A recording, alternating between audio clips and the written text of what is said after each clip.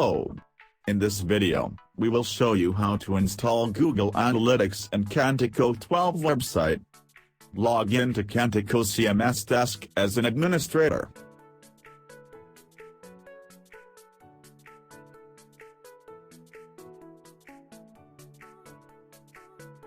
Now, go to Pages.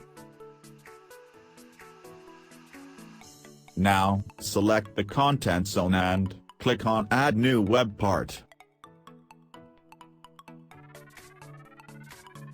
Then search for Google Analytics Web Part and select it. In Properties, enter Web Part title and you need a Google Analytics tracking code for the web part. Switch to Google Analytics, you will find a tracking code, copy it and paste in the web part. Configure your own properties and save changes. Now you can view Google Analytics tracking code through page source of the website. Thank you for watching this video.